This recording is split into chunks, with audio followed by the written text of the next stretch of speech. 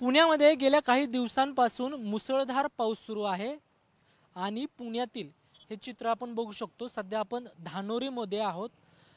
खरं तर हे चित्र दाखवण्याचं कारण असं की या रस्त्याची दुरावस्था झालेली आहे, परंतु ही दुरावस्था होण्याचं कारण म्हणजे या ठिकाणी असलेली ही विवा सिटी सोसायटी आहे. कारण त्या सोसायटीमध्ये ड्रेनेजचं पाणी बाहेर पडण्यासाठी जागा नाही, त्यामुळं पार्किंगमधलं जे पाणी आहे ते अशा पद्धतीनं मोटारीनं काढावं लागत आहे, मोटर लावून काढावं लागत आहे. एकूण या ठिकाणी 4 ते 5 सोसायटी आहेत आणि या ठिकाणी 3.5 ते 4 हजार लोक राहतात. परंतु ही जी सोसायटी दिसत आहे या ठिकाणी मोठ्या प्रमाणावरती ITNs राहतात आणि त्यांची अशी थेट तक्रार आहे की महानगरपालिका आमच्याकडं कुठल्याही प्रकारचं लक्ष देत नाही आणि त्यामुळंच आम्हाला हे जे पाणी आहे पावसाचं ते अशा पद्धतीनं रस्त्यावर सोडावं लागत आहे. परंतु यामुळं रस्त्याची देखील दुरावस्था होत आहे आणि अगदी 4 चाकी वगळतात दुचाकीवर येणं देखील अवघड आहे. या ठिकाणी मोठमोठे खड्डे देखील पडलेले आहेत, त्यामुळे महानगरपालिकेकडनं या ठिकाणी लक्ष देणं गरजेचं आहे. आपल्यासोबत काही ITNs आहेत, त्यांच्याशिवाय आपण संवाद साधणार आहोत.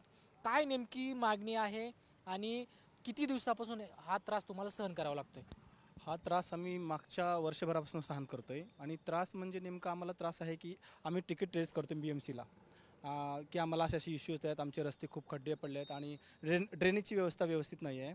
आणि आम्ही पुणे हे ऐतिहासिक शहर, सांस्कृतिक शहर म्हणून आम्ही इथं आमच्या प्रॉपर्टीज विकत घेतल्या आणि इथून तुम्ही जर पाहिलं तर एक 100 मीटर अंतरावरती 90 फुटाचा रोड बनलेला आहे सिमेंटचा आणि इथून पुढं बनलेला नाही. आम्ही जेव्हा या प्रॉपर्टीज घेत होतो तेव्हा आम्हाला असं लक्षात आलं की हे पुढचा रोड आता चालू आहे, पुढे बनेल. पण मागच्या 2 वर्षापासून आम्ही बघतो की तो रोड तसाच पडून आहे. समोरची बिल्डिंग पाहिलं तर 3 वर्षापूर्वी तयार झालेली आणि मी 1 वर्ष झालं इथं राहायला आलो आहे. तेव्हापासून इथं कसल्याही प्रकारची PMCने दखल घेतलेली नाही. आणि आम्ही जेव्हा जेव्हा तिकीट रेस करतो की आम्हाला असे इश्यूज आहेत, रोड चांगल्या प्रकारचा नाही आहे, ड्रेनेजची व्यवस्था थोडी पूर्ण पाणी रस्त्यावर सोडायला लागतं आम्हाला. आणि आमच्या पार्किंगमध्ये कमीत कमी 6-6 इंच गुडघ्यापर्यंत पाणी साचतं जिथं कार थांबतात आमच्या तिथं. त्यामुळे आम्ही जेव्हा तिकीट रेस केली तर डायरेक्टली तिकीट रिजेक्ट होतात आणि PMCकडनं रिझॉल्व आणि रिझॉल्व म्हणून येतो आणि त्यावरती कसल्याही प्रकारची दखल न घेता किंवा इथे येऊन न पाहता डायरेक्टली तिकीट रिजेक्ट करतात किंवा रिझॉल्व म्हणून सांगतात. यासंबंधी तुम्ही कोणाला भेटलात का? राजकीय नेते असतील, या ठिकाणचे आजी माजी नगरसेवक असतील? असे कोणाला म्हणजे स्पेसिफिकली असं कोणाला नाही भेटलो, पण आम्ही आमचे एक जसं आमचं एरिया आहे त्यानुसार एक काही ग्रुप बनवलेत सोसायटीचे म्हणून, त्या थ्रू आम्ही अप्रोच करतोय काही लोकांना, पण तसा पाहिजे तसा प्रतिसाद भेटला नाही आम्हाला अजून. ITNs या ठिकाणी राहतात. आता जवळपास इथं 500 घरं आहेत, त्यातले ऑलमोस्ट 70% ITs आहेत. म्हणजे तुम्ही समजू शकता 300-350 लोक IITs आहे सगळे. तुम्ही समोर राहताय. हो, आम्ही आता लास्ट 3 वर्षापासून इथं राहतोय. 3 वर्षामध्ये ना इथं तुमचं रोड झालेलं आहे, ना ड्रेनेज झालेलं आहे, ना स्ट्रीट लाईट आहे. ना ड्रेनेजमध्ये ॲक्च्युली आता ना कॉर्पोरेशनचं पाणी, आम्ही टॅक्स भरतोय, सगळ्या गोष्टी आहेत.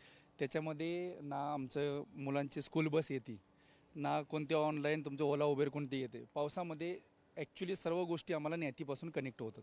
ना इथं कोणती पिकअप ड्रॉप आहे ना काय आहे. 3 वर्षापासून हे आम्ही सर्व प्रॉब्लेम सॉल्व्ह करतो. आणि सर्वात मेन म्हणजे ना टू व्हीलरवरती लेडीज जेंट्स कोणालाही अलाउड म्हणजे जाऊच शकत नाही, एवढी वाईट परिस्थिती आहे. तुम्ही आता बघू शकता समोर रोडची अवस्था पूर्ण. तर 3 वर्षापासून या सर्व गोष्टी आहेत. आता ॲक्च्युली आता पाण्याचंच म्हटलं तर फक्त आम्ही PMCला टॅक्स भरून सुद्धा PMCचं पाणी नाही आहे आमच्याजवळ.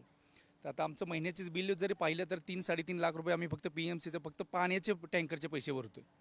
तर आता याच्यावरती लवकरात लवकर काहीतरी निर्णय घेऊन हे आमचं म्हणजे रोड, ड्रेनेज आणि स्ट्रीट लाईट ह्या गोष्टी तर आम्हाला उपलब्ध होऊन द्यावं, ही आमची मूलभूत गरज म्हटलं तरी चालेल तुम्ही. पण लवकरात लवकर काय, आता आमचे तर युनिटमध्ये 603 फ्लॅट. मूलभूत गरजच आहे ना, रस्ता म्हटलं की मूलभूत गरज आहे. पण 3 वर्षापासून हा प्रॉब्लेम मी सहन करतोय. तर याच्यावरती लवकरात लवकर कार्यवाही होऊन आमचे रोड, ड्रेनेज आणि पाणी या 3 गोष्टीचं सोय व्हावी ही आमची विनंती आहे सर्वांना. बस. आपल्यासोबत काही महिला देखील आहेत. तुम्ही या ठिकाणी किती दिवसापासून राहताय? काय अडचणीला सामोरं जावं मी लागतंय? आता 4 महिने झाले इथं शिफ्ट झालोय. रस्ता तर नाहीच आहे, आमच्याकडे बेसिक पाणी सुद्धा येत नाही. बिल्डर पाणी नाही, काही नाही. PCMCला टॅक्स भरतो, टॅक्सेस भरतो, GST भरलाय, सगळं भरलंय. कुठंच एक रुपयाचा लॉस नाही PCMCला आमच्याकडून.